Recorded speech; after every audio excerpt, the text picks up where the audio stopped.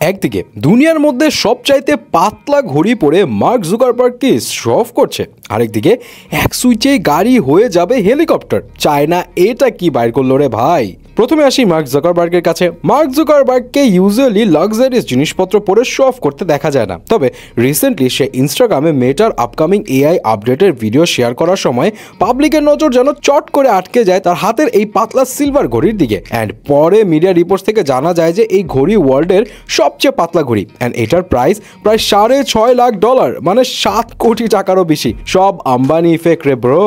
নিশ্চয়ই মনে আছে লাস্ট টাইম আনন্ত আম্বানির বিয়ের অনুষ্ঠানে গিয়ে মার্ক জুকারবার্গের ওয়াইফ আনন্তের হাতের লাক্সারি ঘড়ি দেখে পুরো হতবাক হয়ে গিয়েছিল। যাই হোক, 5 মাস পর মার্ক দেখাই দিল ঘড়ির কালেকশনে সেও থাকবে এগিয়ে, কারণ এই ঘড়ি এতটাই রেয়ার যে মাত্র 20 পিস বানানো হয়েছে। মার্ক জুকারবার্গের এই ঘড়িটি বুলগারি ব্র্যান্ডের Octo Finissimo Ultra COSC watch, যার পুরুত্ব মাত্র 1.7 মিলিমিটার, মানে ধরুন দুইটা ক্রেডিট কার্ডকে একসাথে ধরলে যে পুরুত্ব হয় তার চেয়েও কম। কিন্তু এখন প্রশ্ন হলো, কি এমন ম্যাটেরিয়ালস দিয়ে বানানো হলো এই ঘড়ি যে এত পাতলা হওয়া সত্ত্বেও এর কম্পোনেন্টস গুলো ভেঙে যাচ্ছে না? অ্যান্ড কিভাবে কাজ করছে এটা? ওয়েল, যেখানে নর্মাল ঘড়িতে 100টি ছোট ছোট পার্টস থাকে, সেখানে এই ঘড়ি সেট করার জন্য অলমোস্ট 170টা কম্পোনেন্টস রয়েছে, যেখানে টাংস্টেন কার্বিড ম্যাটেরিয়াল রয়েছে। অ্যান্ড এই সেম ম্যাটেরিয়াল কিন্তু ড্রিল মেশিনের লম্বা স্ক্রু বানানোর ক্ষেত্রে ইউজ করা হয়, যার কারণে এই কম্পোনেন্টগুলো অনেক স্ট্রং হয়। এছাড়া ওয়াচ প্লেটে টাইটেনিয়াম ইউজ করা হয় ওয়াচকে আরো পাতলা অ্যান্ড স্ট্রং করার জন্য। এছাড়াও সালফার ক্রিস্টাল, যা গ্লাসের চাইতে বহু গুণ হালকা, পাতলা অ্যান্ড সলিড টেকসই। অ্যান্ড এই ওয়াচের মেকানিক্যাল মেশিনগুলো ভার্টিক্যালি, মানে একটার উপর একটা না সাজিয়ে হরিজন্টালি, মানে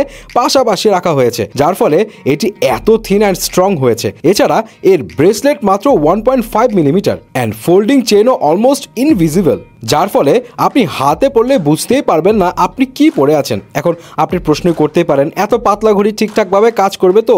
ইয়েস, শুধু ঠিকঠাকভাবে কাজই করবে না, এটা এতটা অ্যাকুরেট যে এটি সিওএসসি সার্টিফাইড, মানে এটা এতটাই অ্যাকুরেট যে দিনে মাত্র কয়েক সেকেন্ড এদিক ওদিক টাইম ওলট পালট হতে পারে। অ্যান্ড ওয়ার্ল্ডে মাত্র 0.2% ওয়াচ আছে যারা এতটা অ্যাকুরেট। যাই হোক, ঘড়ি তো টপ নচ, অ্যান্ড নেটিজনরাও মজা করে বলছে আম্বানিকে বুড়ো আঙ্গুল দেখিয়ে দিল মার্ক জুকারবার্গ। অন্যদিকে চায়না এবার বাজারে আনতে যাচ্ছে এমন এক গাড়ি, যে গাড়ির ভিতর থেকে বের হবে হেলিকপ্টারের মতো quadcopter. Chinese electric vehicle company XPeng 2013 সাল থেকে ট্রাই করছে কম খরচে কিভাবে বাজারে ফ্লাইং কার আনা যায়, যেটা সবার জন্য অ্যাভেলেবেল হবে। সো রিসেন্টলি তারা লঞ্চ করতে যাচ্ছে ল্যান্ড এয়ারক্রাফট ক্যারিয়ার। 6 চাকার এই গাড়ি একই সাথে রোডে চলবে, সুবিধা মতো হেলিকপ্টারের মতো ফ্লাই করা যাবে। এই গাড়ির ডিজাইন কিছু কিছু দিক দিয়ে টেসলার ভ্যানের মতো লাগলে অনেকে বলছে এই ইলেকট্রিক কার বাজারে আসলে টেসলা তো শেষ, কারণ হচ্ছে এটার দাম।